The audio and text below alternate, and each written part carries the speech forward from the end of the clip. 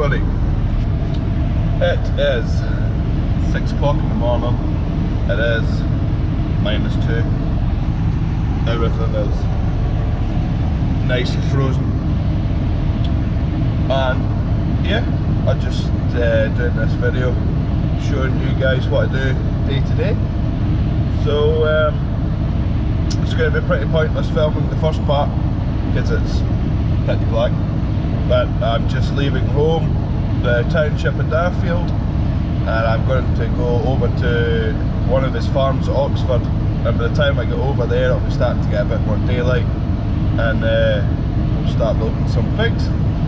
So the aim of today is to load 200 pigs over there and take them down to the freezing works at Timaru, and then back up to Ashburton, wash out, and then hopefully we'll be home for 4 o'clock-ish. So that's the plan, and yeah, you guys will be coming along with me. Alrighty, we'll see you shortly. So we're here. Just opened up the gates. The light's not the best just now because the sun's just coming up, but it'll only get better. Just head down to the loading ramp. And hopefully there'll be lots of piggies lined up in this alleyway that I'll show you on the way past. Really frosty this morning, but at least you know it's going to be a nice day. Quite like this time of year. So yeah, hopefully we've got lots of piggies lined up in here, which we have, which is good. And then I'll be reversing back onto here is the plan. So we'll just get lined up and get back done.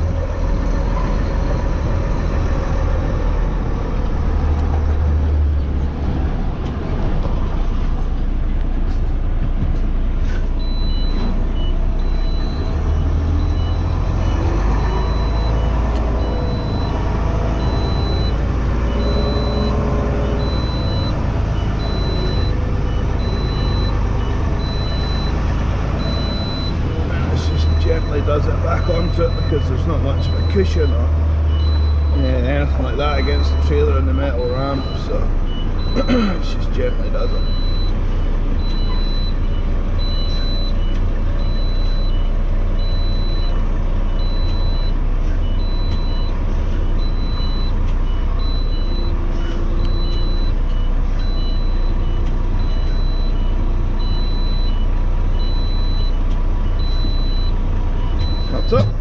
That's on. So we'll go and get the overalls on, the wellies on, and we'll catch you in a bit.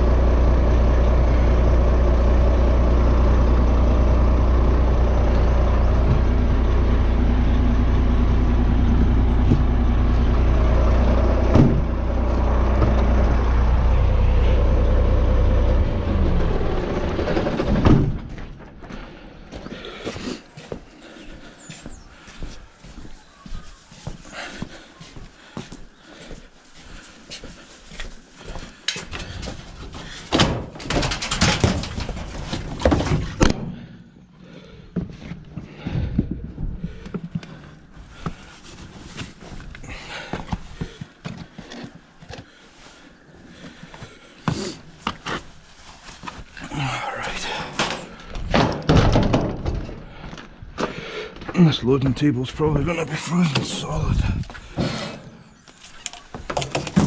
It'd be like an ice rink on there. No, might not be too bad. Yeah. Put that down.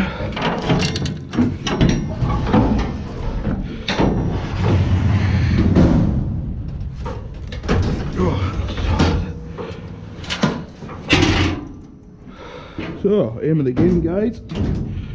Pigs in here. Yeah.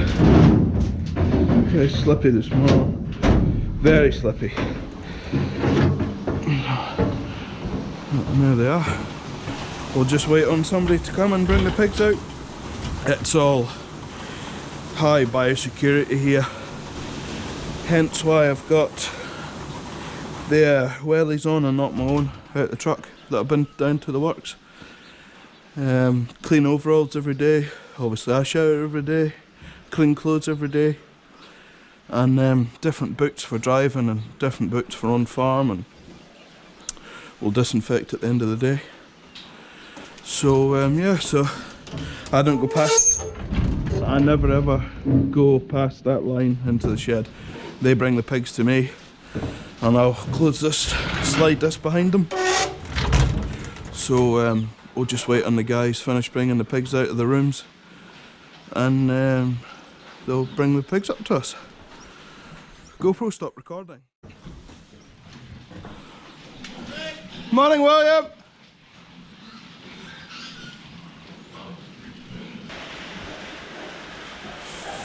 So it should take about 50 minutes, 50 to get loaded, hopefully. Depends on how well they load.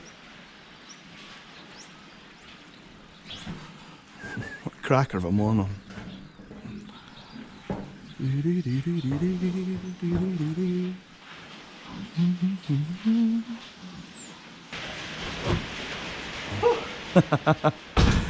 No swearing this morning, you're on camera. Making a YouTube video. Good days off? Good days off? Yeah. Yeah?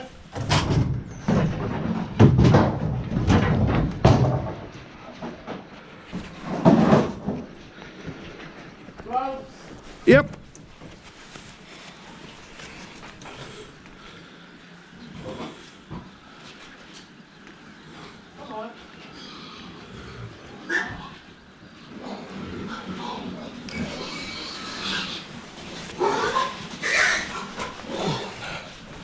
So we'll go 12s on the bottom, 8 12s is 96, and then 13s on top, 8 13s is 104, that gives us a 200.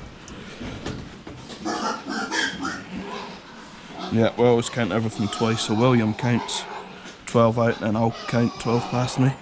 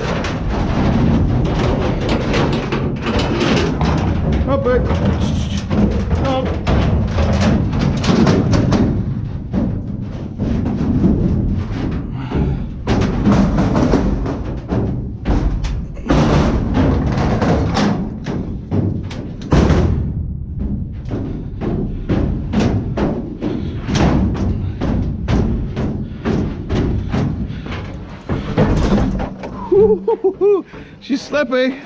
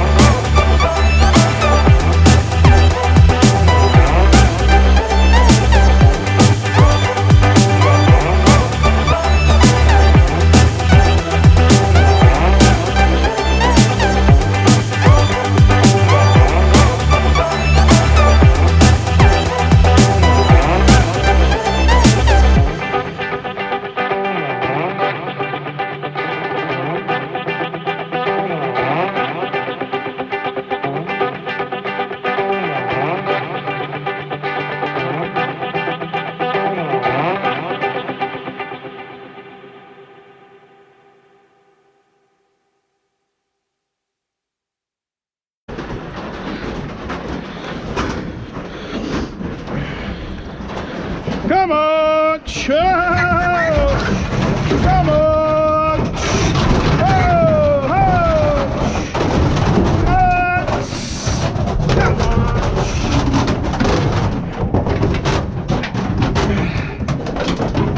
Move your foot. Move.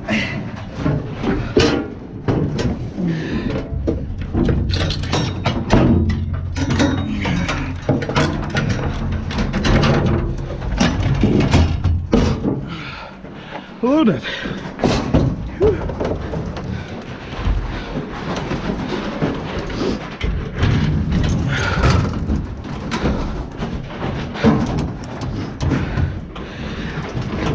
Pigs weren't the best at loading, but a lot of that to do was with the ice on the table, but it's usually not too bad. Once the first few pens are on it and they urinate on the table, it kind of thaws it out of it.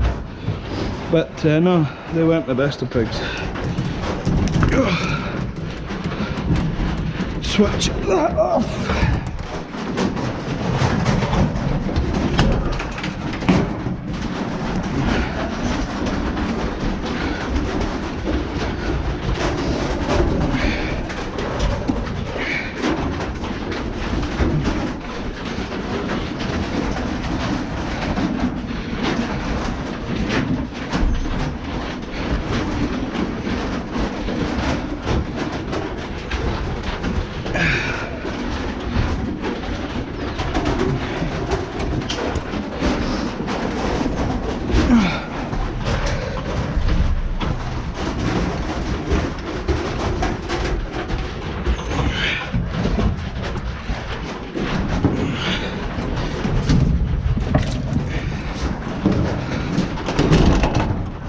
Right, get ready to go.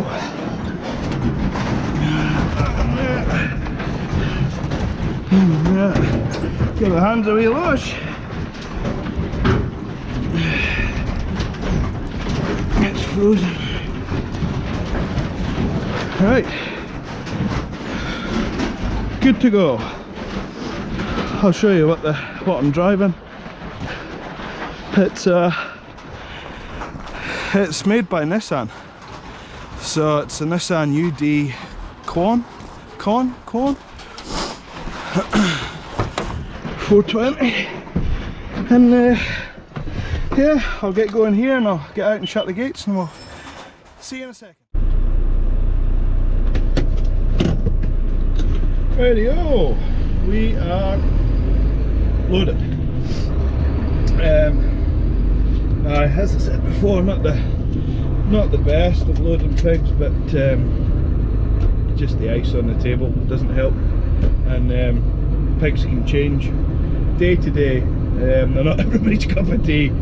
They take a lot of patience, and the way that you work pigs yesterday might not work for you today, and even the way that the wind can change can affect them. If the sun's shining in a certain way in the trailer and reflecting off the metal in the trailer, that can affect them, and yeah, they do take a lot of patience, but I enjoy them. It's a challenge.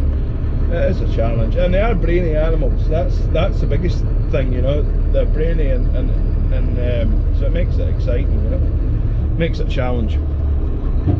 So no, I've always enjoyed doing pigs. I did a lot of pigs when I was driving back in the UK. I did a lot of pigs then, so it doesn't really bother me.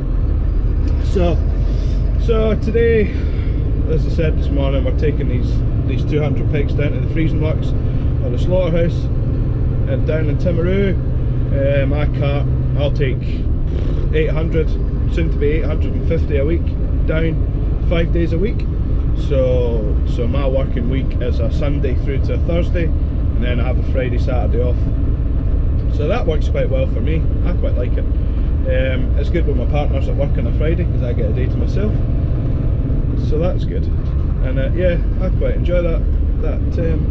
And you know, you've got 2 days off, and with this job, I'm home every night. I'm home at the latest 4, 4:30 every afternoon, and you know that you're home. You're not staying away.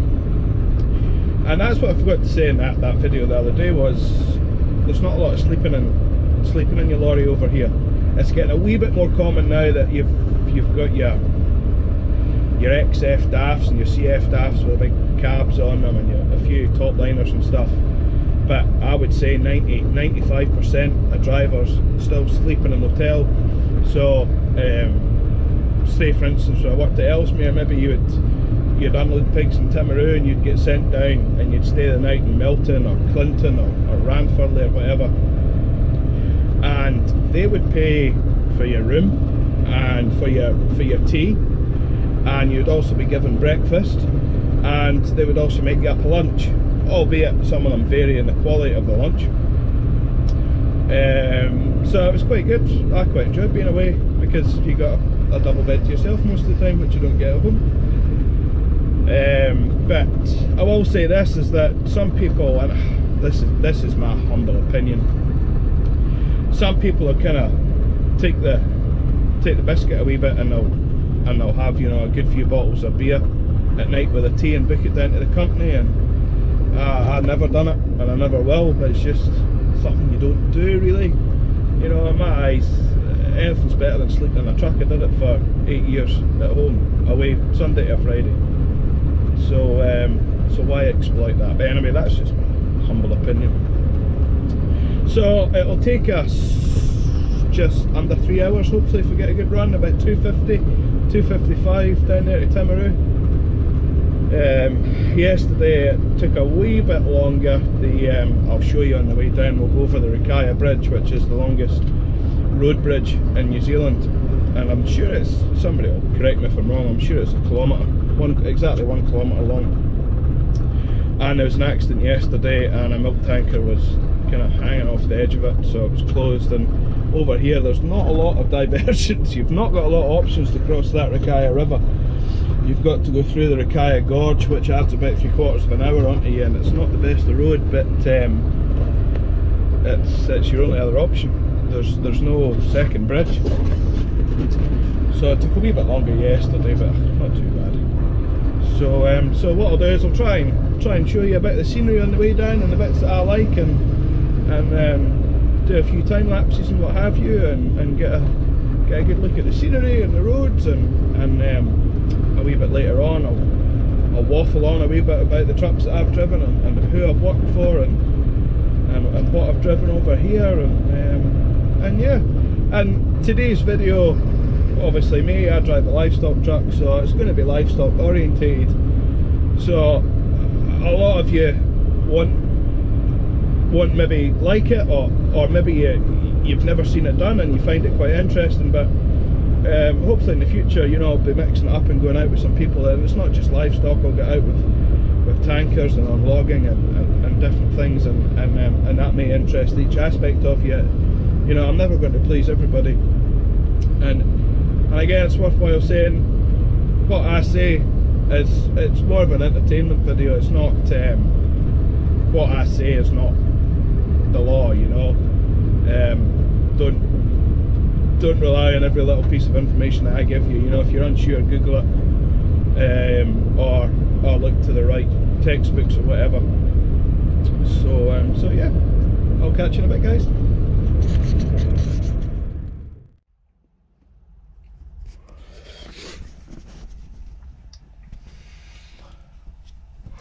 So it's a wee bit later on in the day.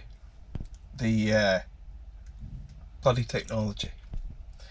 Couldn't get the camera to charge, it went flat, and for some reason the USB socket in this truck wouldn't charge a GoPro, but it would charge the phone. Go figure. And then it managed to just started working on its own.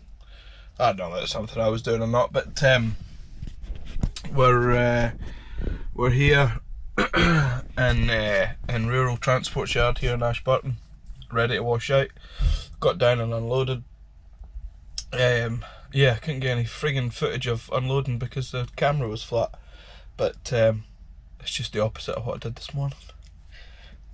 So yeah, I'm about to go and wash out now, and you will come and join me in a second.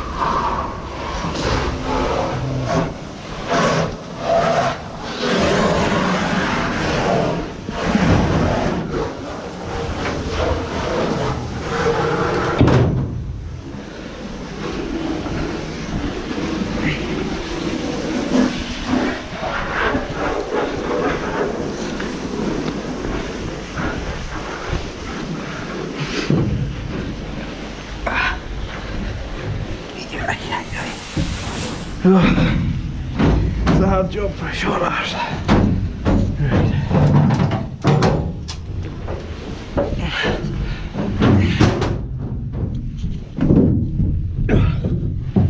This will take a bit of now, hopefully.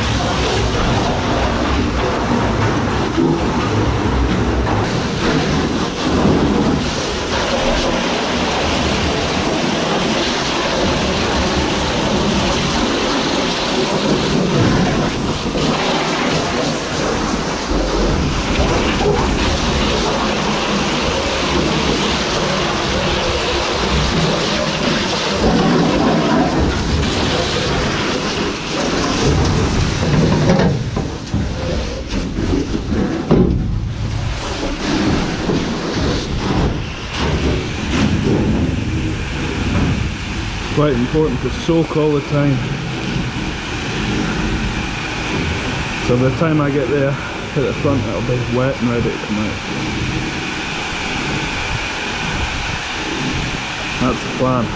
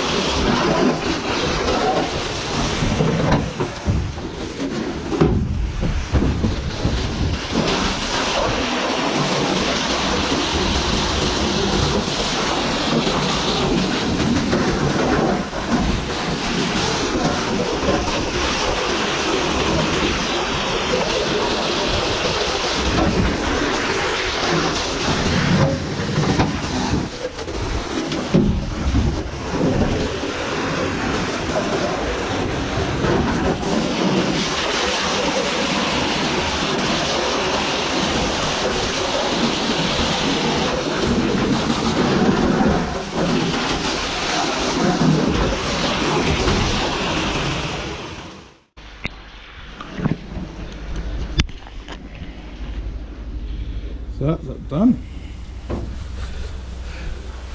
Floor cleaner done and dusted for another day.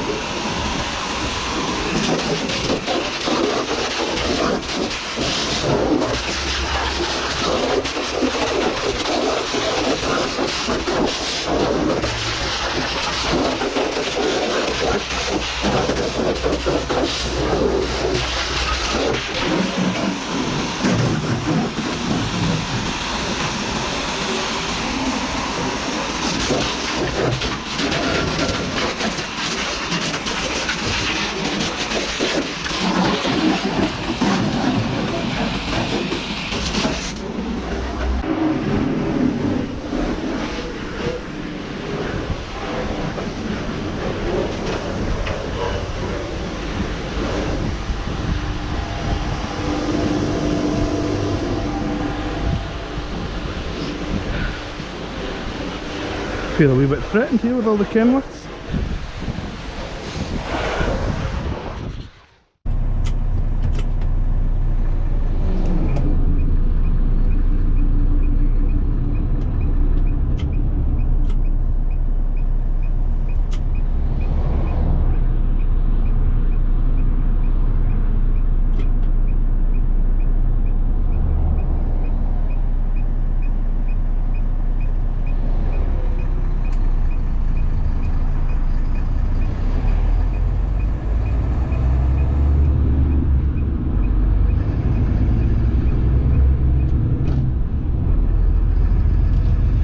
So what I'll do, guys, is I'll let you see on the way back here, back to the yard to pack up, and I'll let you see a bit of the country and what trucks is on the road and stuff, and talk a wee bit about me and what I've done and what trucks I've driven so far in my career. So I passed my class 1 when I was 19. And my first ever start was with Harold Taylor. I was lucky enough for him to give me a start, especially at that age, with the insurance. He gave me the start, and I was pretty spoiled. I had an R580 top line with a twin Eminence stacks up the back, and I don't think that the sunroof was closed for the first couple of weeks, but yeah, what you do when you're young. And then I'm the third generation of float driver or livestock driver, depending on where you come from in the world, what you call it. My grandfather started it off, followed by my father, and then I followed their footsteps.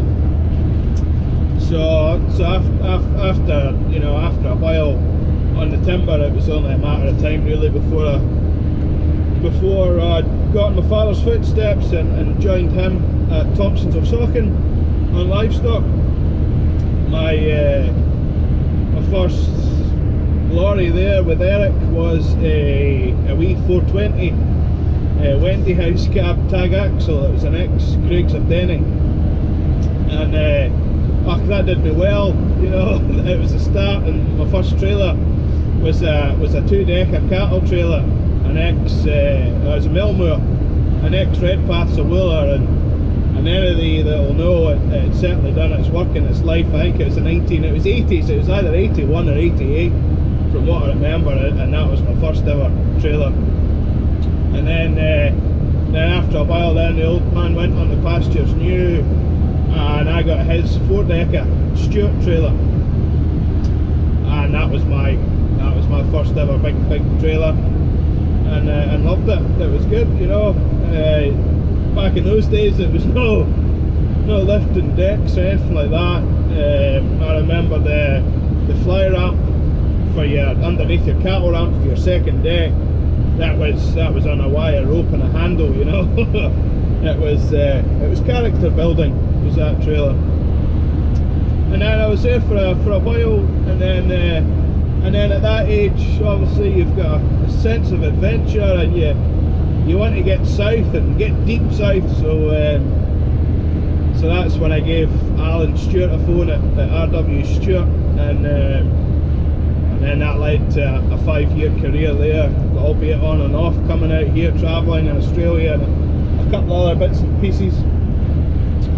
And the first lorry I had there was a 620 top line tag, and that was followed by a succession of them. I had 2 or 3 of those 620 top liners after the first one, second hand.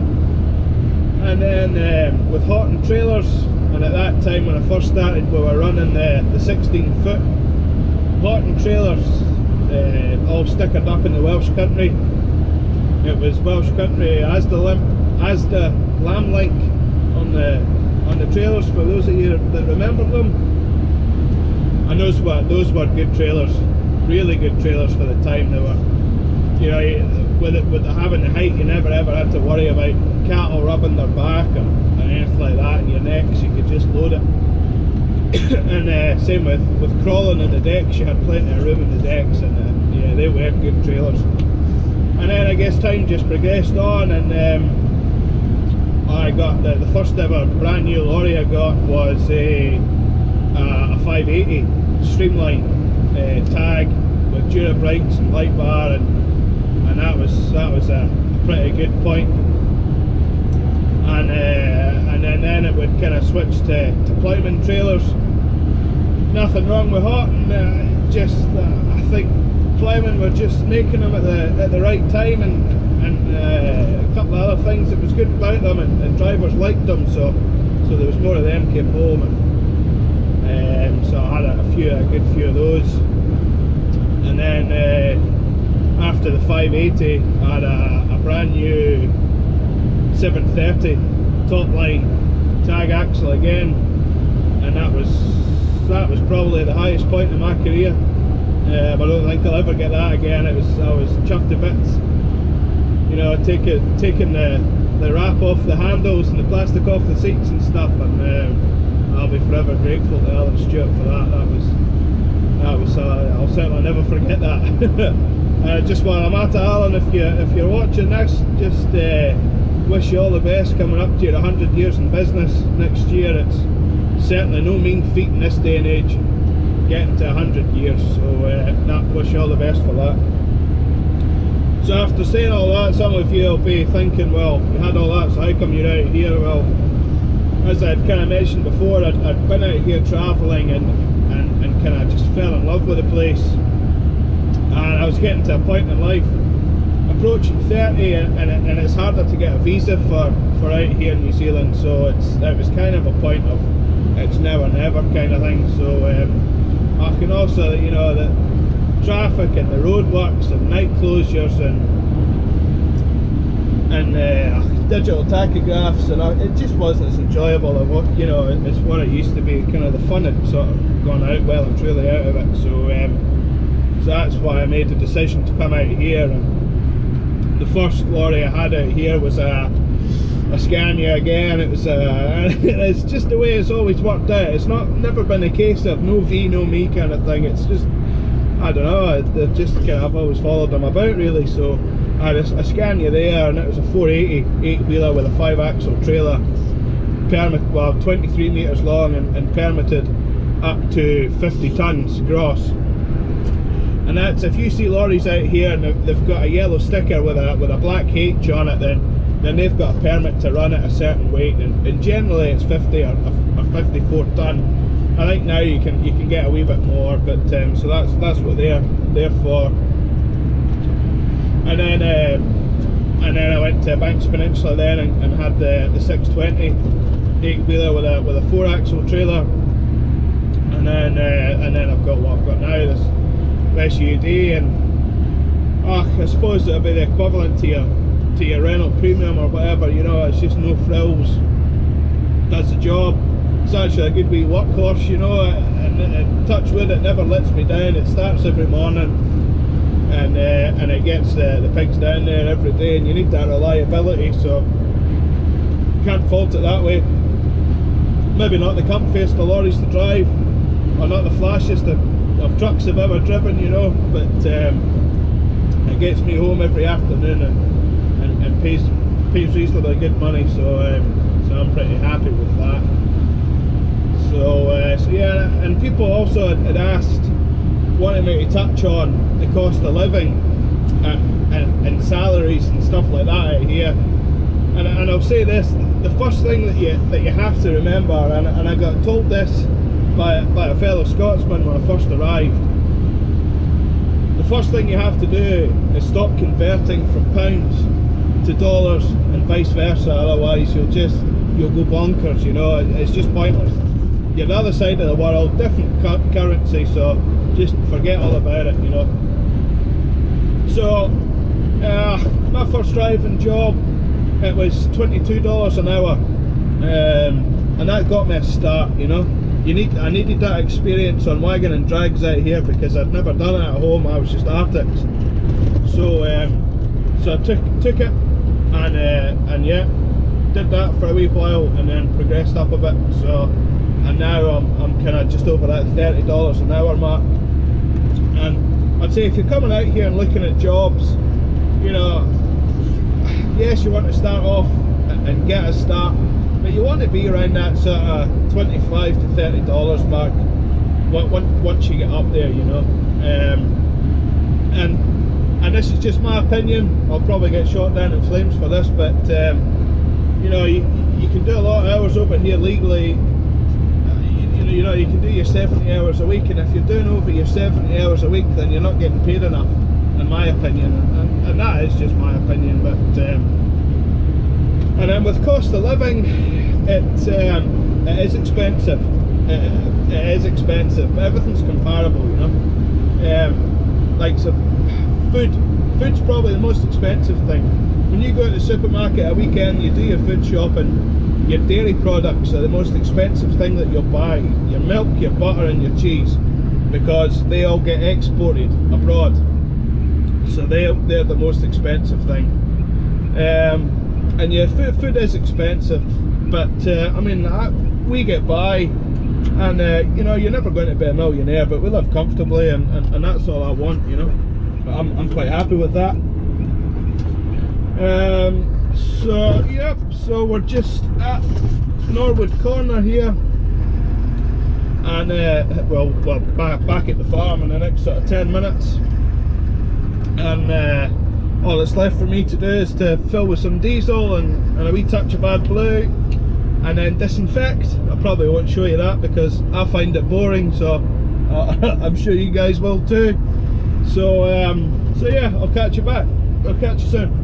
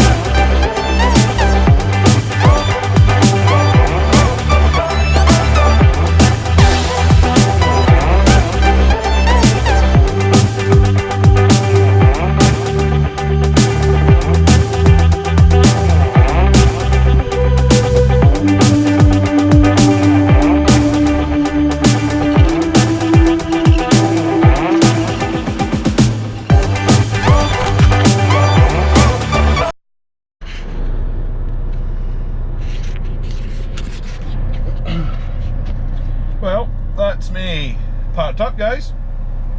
I yeah, filled with diesel, disinfected, and it's 4:15. So yeah, it's about my usual finish time.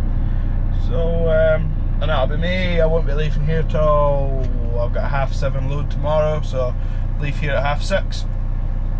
And I've only got a bottom deck load tomorrow, so a bit of nice easy wee day. So yeah, we'll see how this video goes. Not 100% happy with some of the stuff in it, but it's my first one, so things can only get better, and I'm not technically minded, so keep that in mind. So but anyway guys, that's it. So don't forget, leave a comment, hit the like button, and subscribe. Thanks very much. See ya.